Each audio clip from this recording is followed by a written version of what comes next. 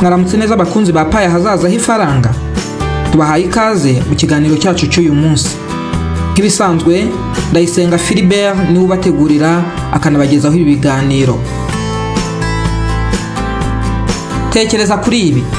Sikera cyane mu Rwanda iyo washakaga icyemezo runaka kugira nk'icyemezo cy'amavuko wagombaga kujya ku biro by'umurenge wavukiyemo. Waba utuye hafi cyangwa kure nta yandi mahitamo wabaga ufite uretse kujya ku biro by'uwo murenge. Rimwe na rimwe warahageraga ugasanga umuyobozi ubishinzwe ntahari, yaragiye mu biruhuko, mu mahugurwa cyangwa arwaye. Washoboraga no kuhasanga umurongo munini w'abantu bategereje nk'abategereje umuganga w'indwara zananiranye. Ubu ugatangira ukibaza uti bizagenda bite?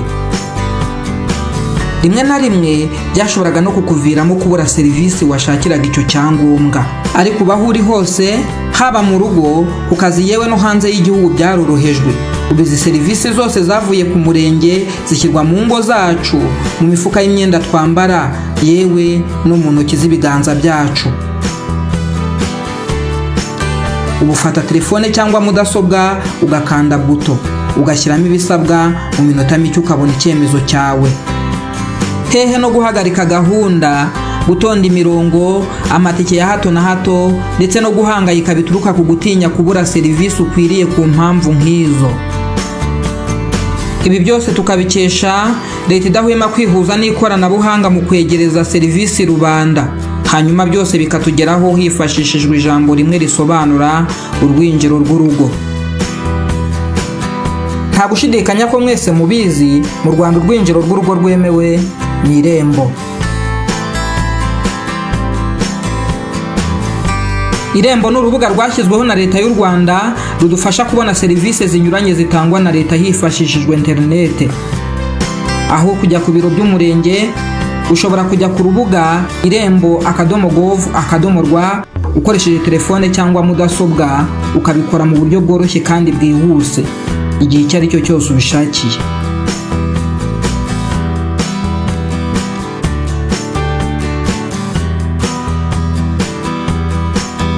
Reka turebere hamwe uko wakoresha Irembo ukabasha gusaba icyangombwa icyo ari cyo cyose ushaka gitangwa na leta y'u Rwanda. Ufungura browser yawe, ubundi ukandikamo urubuga irembo.gov.rw, hanyuma ukemeza. Nyuma uhita ubona amagambo 5 atondekanye ku buryo bw'intambike, ariyo ahatangirwa ubufasha. Ahangaho uhitabaza igihe hari ikigusobye ushaka gusaba inyunganizi. Irindi jambo ni iyandikishe. Iri ngiri urikandaho igihe ugiye gufungura konti. Irindi jambo rikaba kwinjira. Kwinjira urikandaho igihe usanganwe konti ugiye kwinjira ku Irembo kugira ngo usabe serivisi runaka. Shaka dosiye. Ahangaha ushyiramo nimero ya dosiye y'icyangombwa wasabye, noneho ukemeza ukaba wabasha kukidawunirodinga. Ahandi dufite ijambo Ikinyarwanda. Ahangaha bigaragaza ururimi. Ushobora guhindura ururimi uri gukoresha, niba uri gukoresha Ikinyarwanda ukaba wajya mu Gifaransa cyangwa Icyongereza. Twebwe muri aya magambo 5 ntabwo yose turi buyibandeho, turibanda ku magambo 2 yonyine, ariyo iyandikishe ndetse no kwinjira. Iyo nta konti ufite, urabanza ukayifungura, ukanda hano ku ijambo iyandikishe, hanyuma ukuzuzamo nimero yawe y'indangamuntu na nimero ya telefone yanditse kuri iyo ndangamuntu. Hanyuma warangiza ukemeza. Munsi y'indangamuntu na telefoni hiyongeraho akandi kazu. Ako kazu kakaba kagenewe kode yo gusuzuma. Iyi kode yo gusuzuma yoherezwa n'urubuga rw'Irembo mu buryo bw'ubutumwa bugufi. Ikaba ari imibare 6 ugomba kureba uko imeze, ukayizana ukayandukura muri aka kazu. Uhita wemeza. Iyo maze kwemeza, bahita baguhereza umwanya wo guhitamo password ndetse n'umwanya wo kuza kuyemeza. ahangaha ku mwanya wa mbere wandika password wowe ushaka,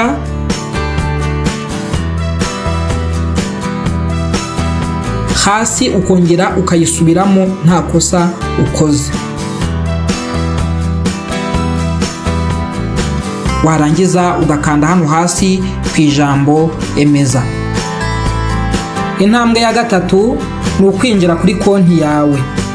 Ukanda hano ku ijambo kwinjira, ubundi ugashyiramo ya nimero ya telefoni wakoresheje wiyandikisha, hanyuma ugahita ushyiramo na ya password wahisemo. Ubundi ugakanda kuri iri jambo injira. Iyo umaze kwemeza uhita wisanga ku rubuga nawe ufite uburenganzira bwo gusaba icyangombwa icyo ari cyo cyose ushaka. Intambwe ya kane ni uguhitamo icyangombwa ushaka. Ibyangombwa biri ku irembo bigabanyijemo ibyiciro bishingiye ku nzego zibitanga. Kugira ngo ubone icyangombwa ubanza kumenya icyiciro giherereyemo. Iyo utakizi usoma uhereye ku kibanza kuzageza ukigezeho. Reka dufatanye gushaka ibi byangombwa: icyemezo cy'amavuko, icyemezo cyo guhindura izina, n'icyangombwa cyerekana ko umuntu yakatiwe cyangwa atakatiwe n'inkiko. Murabona ko hano hari ibyiciro byinshi. Iyo utazi icyiciro icyangombwa ushaka giherereyemo birakugora kukibona. Reka dutangirire ku cyemezo cy'amavuko. Icyemezo cy'amavuko giherereye mu cyiciro bita umuryango. Icyemezo cyo guhindura izina cyo giherereye mu cyiciro bita irangamimerere. Icyangombwa cyerekana ko umuntu yakatiwe cyangwa atakatiwe n'inkiko cyo kiboneka mu butabera. Bishatse kuvuga ko ugomba no kugira ubumenyi bwo gutekereza ugashishoza n'ukavuga ngo icyangombwa nshaka ntekereza ko cyaba giherereye aho ngaha. Ibyo nabyo byagufasha. Intambwe ya gatanu ni ugukanda ku cyangombwa ushaka, ukuzuza ifishi igisaba, ubundi ukemeza. Kugira ngo birusheho kumvikana, reka twifashishe urugero rufatika dusaba icyemezo cy'amavuko. Iyo ushaka icyemezo cy'amavuko ufungura browser yawe, ukandikamo urubuga irembo.gov.rw ukemeza. Warangiza ugakanda ku ijambo kwinjira igihe wamaze kwiyandikisha. Ushyiramo nimero yawe ya telefoni wakoresheje wiyandikisha na password wahisemo. Warangiza ugakanda ijambo injira. Iyo umaze kwinjira kuri konti yawe y'irembo ujya mu cyiciro cyitwa umuryango. Ubundi ugahitamo serivisi z'amavuko. Ukandaho ugahitamo icyemezo cy'amavuko.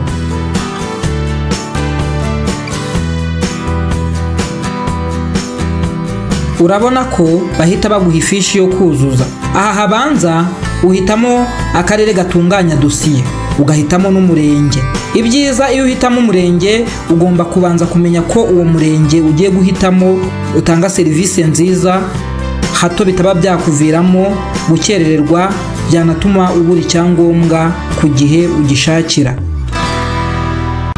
Aka kanya ko hasi uhitamo impamvu ushakira icyangombwa. Ahangaha ngewe ndahitamo uburezi. Iyo urangije kuzuza uhita ukanda kuri iri jambo ibikurikira.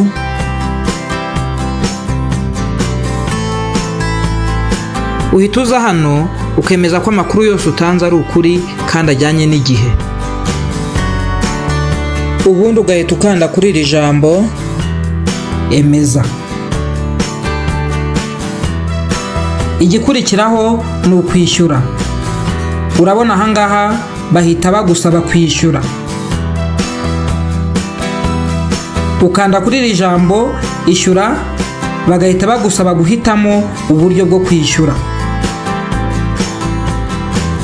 Muri ubu buryo uhitamo bumwe bukubereye. Njye mpisemo mobile money.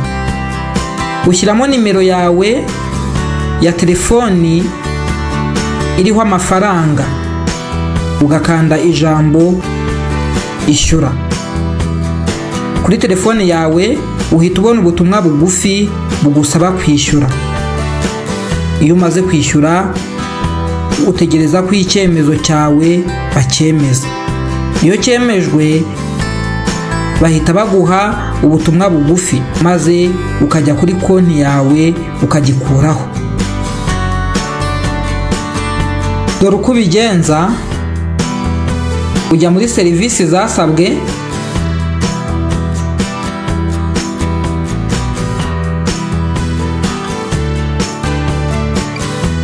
ugahitamo icyemezo wasabye. Ahangaha icyo twasabye ni icyemezo cy'amavuko, ngiki hano. Warangiza ugakanda kuri aka kambi kareba hasi kavuga download. Iyo umaze kugakanda hano uhitamo kuramo icyemezo,